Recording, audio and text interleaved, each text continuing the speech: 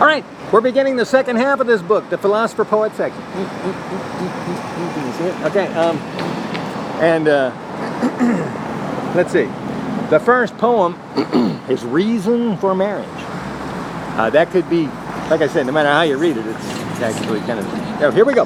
Reason for Marriage by Richard Del Conner, Philosopher Poet. That was a... Look, I tell my students, if you don't really feel anything or you don't know what to do, count to 3, because that's long enough to have an appreciative thought. So in other words, if I really wanted to bow to you and do it nicely, I would bow. 1, 2, 3. Can you see the top of my head? I don't know. But hopefully that seemed kind of respectful to you.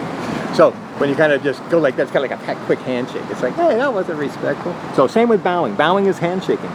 That's all it is. Okay, here we go. I mean, it can be other things, but when I'm bowing to you, that's what I'm doing, is I'm kind of saying hi. That's my handshake. All right. Reason for marriage. The reality we live in is external. Our view of reality is internal. Our interpretation of where we are is based on where we're going. That's an important line. I'll read it again. Our interpretation of where we are is based on where we're going. I sounded kind of drunk, didn't I? I'll do the next line. No, this is thoughtful stuff. This is my college stuff. Now, I was studying Kant, Immanuel Kant, at the time I wrote this. So that's why I'm talking about reason. Okay, here we go. The internal view will take us far, based upon the images we are showing in our mind, the mental formations. Our reality is perceived by our motivations. That's again where we're going and what we want. That determines how we see it and what we do. Ignore everything else. I shouldn't be explaining. Let's have a talk after the poem. You know, somewhere, sometime. Invite me to your university. Here we go. Moral laws for rational beings who agree on the value of what they're seeing. The determining factors of our willpower should be rooted in practical reason, not fears, prejudice, bias, obligation. I mean, you got it's practical. Okay. Just as we ration, prepare, and choose what we devour within the limits of environment and season, the law of nature doesn't include deliberate lies. Deception is either camouflage or a pig that flies. Free will is free choice. A car that can go all directions. The car was built to comply but needs some internal expectations. Somebody's got to drive it. Conformity to laws that defy human nature require loyalty, obedience, and understanding.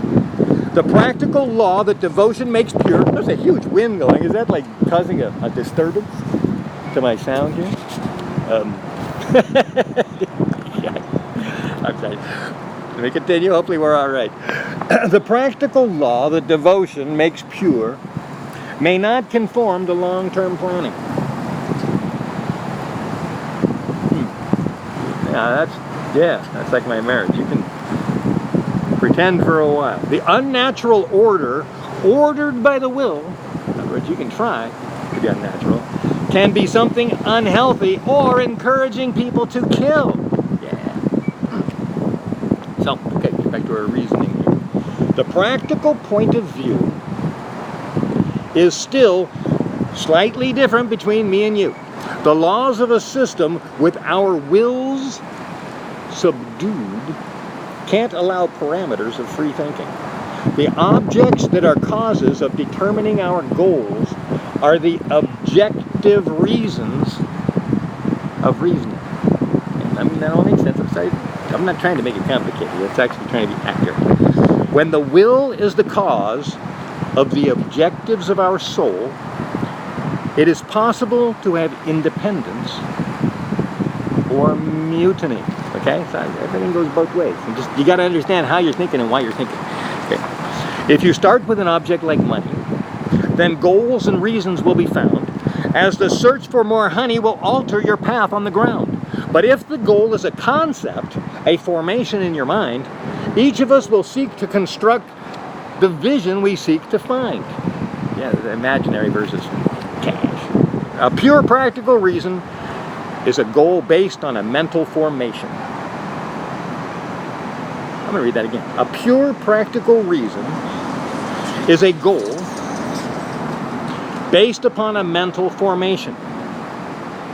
Don't know if it's good or bad yet.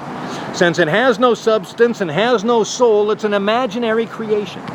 Those who are impatient are those who live for desires. Will always choose an immediate payment. Their imagination quickly tires. The relationship of a person to an object is based on their own practical reason. Okay, so everybody's got their own practical reason for even wanting $1. You got your own reason. When we reward people who purposely neglect their creativity, personal, that's treason. Whether God or morals we think we serve, we should not sacrifice our artistic minds. Wonder if we're talking about me.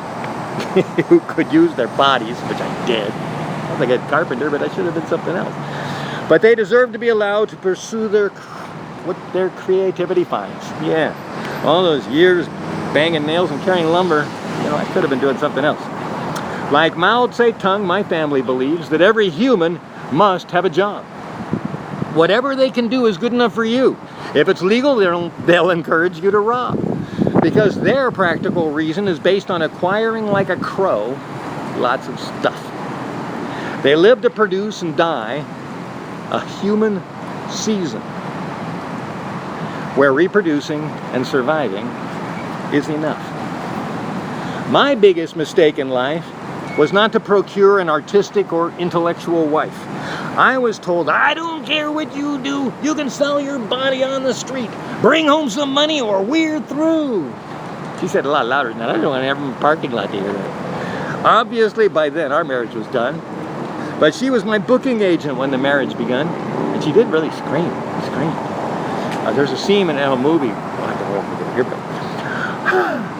but she was my booking agent when the marriage began. She was a good salesman and tricked me good. We had a daughter before the truth was understood. Immanuel Kant, hey, there he is, says we were a bad match. I was seeking more than some eggs to hatch. She had her reasons for deceiving me. She got what she wanted, eventually. But my goals and ambitions require agreement and cooperation. How can I create the right conditions that someone's deception won't sabotage my operations? Getting personal here. What is a good reason for marriage? Where's the mic? Is the camera right there? Am I looking right at you? What's a good reason for marriage?